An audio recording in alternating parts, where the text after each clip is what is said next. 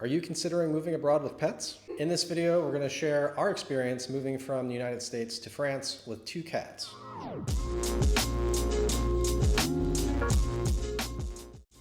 Today, we're going to talk about our experience transporting 2 cats from the US to France.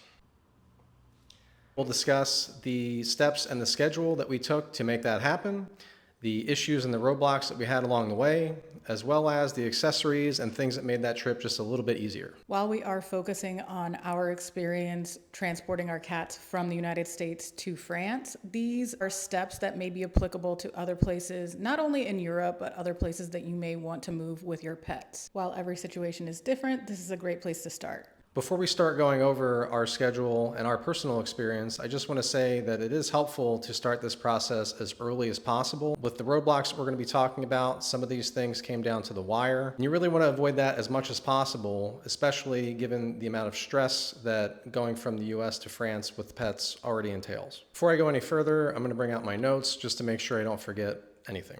Our scheduling began approximately 2 months out. I scheduled a call on February 4th for an appointment on February 13th. Luckily, our vet was able to see us pretty quickly. Not my best camera work, but we are taking our girls to the first of their couple vet appointments because we need to get them USDA certified for them to be able to fly and go into France. So this is part 1 of that. During that February 13th visit, they got their routine checkup as well as any vaccines that they had not previously gotten or had to be updated for. At least for our experience in France, and I think for the greater Europe, you need to have an updated rabies vaccine. And while our girls had their updated rabies vaccine, they have to have it with a certain date and end date to fly in and out of Europe. So we just got them another one. It's not actually harmful to get them an updated vaccine every year. They also had to verify their microchips. Our cats already have microchips and they were already 15-digit microchips, which matched up with the expectation in France and I think all of Europe, but we wanted to verify that beforehand to make sure that they didn't need to get their microchips updated. And that 15-digit number is going to come back around later on in the story.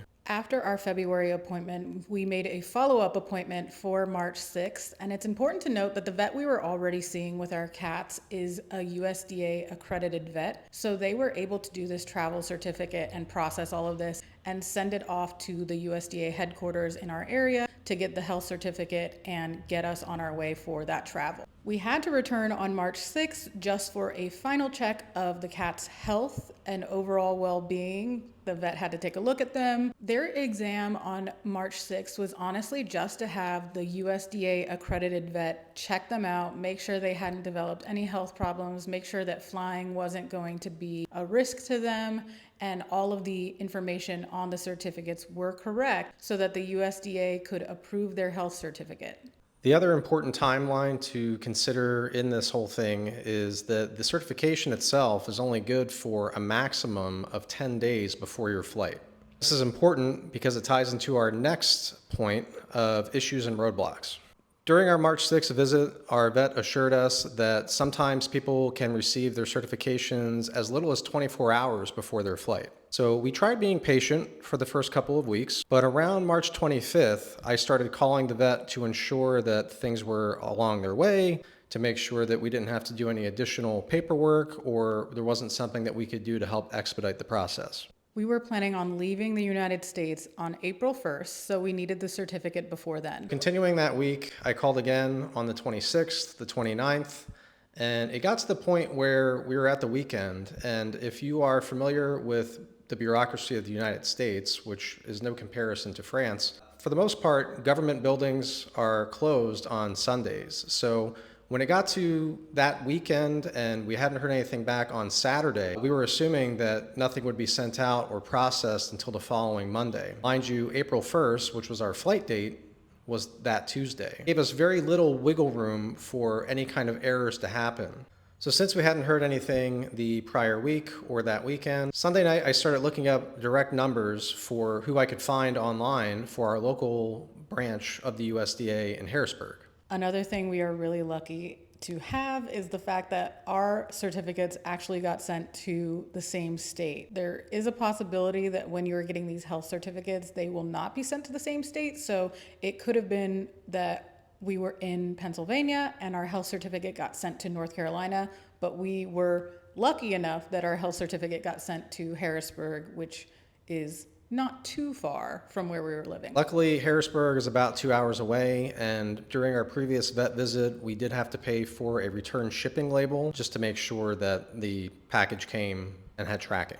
Early Monday morning, I made a couple of phone calls and I eventually got through to the actual physician who did the certification process, during which he let me know that the vet who had helped us out this entire time, who assured us that the time frame might be a little bit tight, had gotten one of the 15-digit ID numbers for one of our cats incorrect. There was either a number out of place or it was the wrong number. This is what was the holdup. The certifying physician also let us know that he had notified the vet a few days prior, but I guess due to miscommunication or missed emails, they did not communicate that to us. By this point, we had moved nearly everything out of our house and we had sold our car, so we were kind of in a pickle. Luckily, one of our friends took off that day and was willing to drive 2 hours away to Harrisburg. Again, this is probably not the common experience for most people. I don't want to stress everyone out in thinking that this is the way that things are going to be. This happened to be a culmination of events that ended up working out in our favor, luckily. Were we disappointed with our vet? Yes. Did we still get the certificate? Also yes. And did we make it to the airport? Clearly yes. But once we got to the airport on April 1st, our check-in was pretty smooth overall. The person at check-in did ask for their paperwork. They checked to make sure that it was notarized by the appropriate officials, made sure that their weights and all of their other information were correct. To our surprise, that was the only time really that documentation was checked throughout the entire process. We had one connecting flight and the cats were taken out of their carriers occasionally, but nobody else checked out their documents. Despite our major roadblock at the very end of this process, I feel like a lot of things went really well and the travel day was super smooth, but I think that is because I did a lot of pre-planning. Not only did I go online and research a bunch of things to help cats feel comfortable traveling, I also picked out carriers that were already certified through airlines to make sure that we wouldn't be rejected. All airlines have a weight limit for in-cabin flying and for cargo flying for your pets, so it's important to pick which one you are going to do. And I do want to make a note that it is not possible for you to choose in every scenario. We had to pick out an airline specifically that would allow us to bring our cats in the cabin because that's what we desired and what we wanted. But for some countries that you're going to travel to, you don't actually have a choice. You will be putting them in cargo if you want them to come. One of our cats is super comfortable with travel. She went on a cross-country road trip with us. She's fine in the car, so we figured if she's fine in the car, she will probably be okay on the plane. And our other cat is not. So I was concerned about their safety. I was concerned about their comfort. I was also concerned with being the person on a red-eye flight who had cats who were crying for approximately 9 hours. Luckily, we already had a prescription for our cats for gabapentin because again, one of our cats does not travel well, so we were able to, number one, understand how our cats reacted to that medication beforehand, and they didn't get sick, they weren't too woozy, all of those things, and we knew that we could implement that if we needed that on our travel day. I would recommend talking to your vet before you travel with your pets and letting them know if you have any worries about your cat having anxiety. I think it goes back and forth. Some folks I have heard did not give their cat any medication. Some folks definitely wanted to knock their cats out. It really is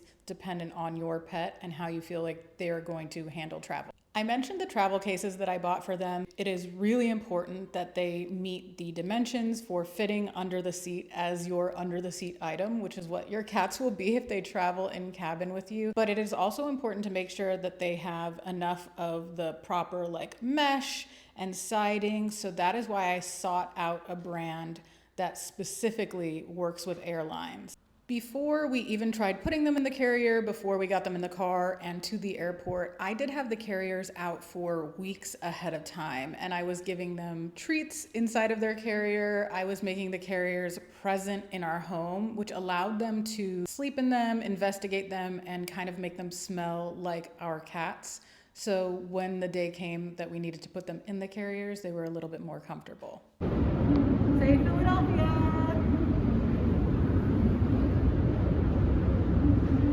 Another thing that was important to me was the fact that we were going to a new country. Our cats have been on prescription food for a very long time. They were on a dry food and they both do eat wet food, but I wanted to make sure that we had a little bit of that food to transition over when we moved to France in case they had any sensitivities or it took me any time to find good cat food. It absolutely did not take me any time to find good cat food, and they have liked every single food that they have tried here. We did buy harnesses for them. Neither of our girls are leash trained, but we thought in case we needed to take them out at security, it would be nice to have a proper harness for them. I want to make a note that multiple people suggested that we ask for a private security room, and we thought that we were going to do that because you have to physically take your cats out of the container. But when we got to the airport, the day we were traveling, there was probably 3 people in front of us in line at security and probably 7 TSA agents. It went so quickly. We took them out, we walked through the x-ray machine and just plopped them back in. And by that point, from the car ride to the airport, they were already so overstimulated, they wanted to get back in their carriers immediately. In addition, when we were looking for the cat harnesses, I also looked up specifically cat collars that had a holder for an air tag, which we thought would be useful in the event that they got out and they got loose for some reason. Obviously, that didn't happen. Worst case scenario. We just wanted to make sure that there was no possibility that they would go untracked or get loose and not be able to be found. So we had our carriers, our harnesses and leashes, our AirTag collars, and the last thing that was really, I think, really important for this whole transition was the foldable litter box and little bowl. I did end up buying a travel litter box that came with a collapsible little food or water bowl, and that played a major role not only in our travel day, but in days after our travel day. We used that with a little bit of the regular litter that we were used to using at home, and we were able to offer them bathroom breaks at the first airport, our home airport that we left from. During the actual flight at some point, Scott took both of them because they started crying.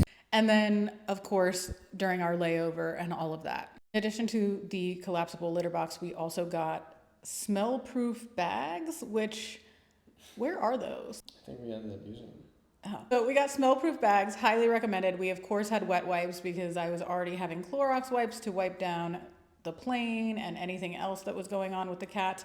But we also brought like a couple of baby wipes. We had sprays and all of that in case they needed to get their pee pads switched out, which was the other thing. We put pee pads in the carriers just in case. I chose to not feed the cats a ton of food pretty much after the morning that we were going to leave. So we were planning on leaving in the afternoon. They got 1 meal in the morning very, very early, and they did not get any more food for the rest of the day. And that was to prevent stomach upset, to prevent any of that, and also to help with any bathroom emergencies they may have had. We decided to give them their gabapentin at the airport instead of during the car ride because we had such a long flight that we wanted to get the most bang for our buck. And I will tell you that by the time we got onto our first flight, both of them were pretty much passed out.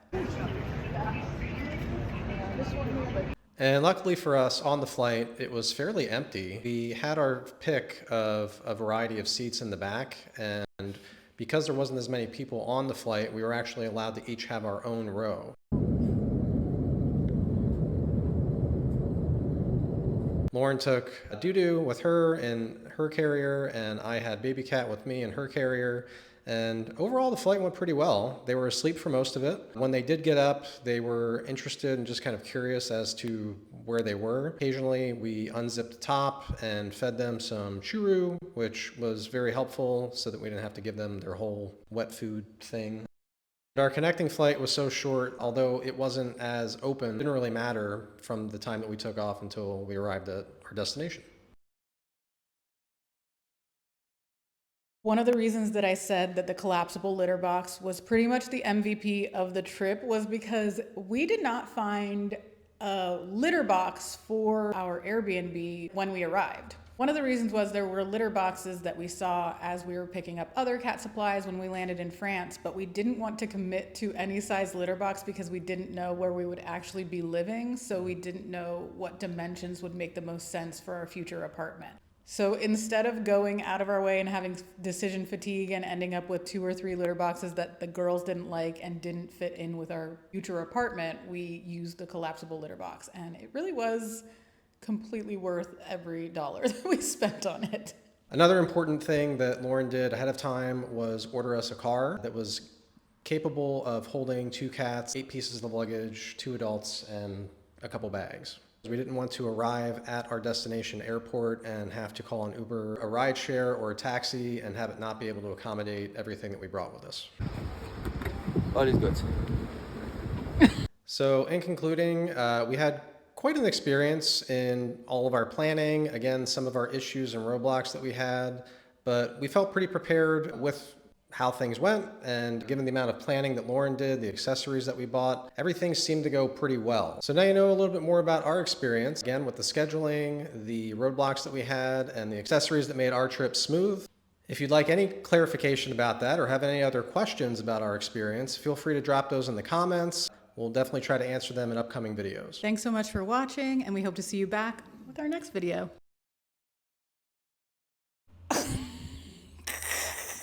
I can't believe Really bad. I can't. A lot of this video is going to be edited out because our cat is currently in the room scratching herself and being annoying. Please don't fight right now. Juju. She's playing with that charger right now.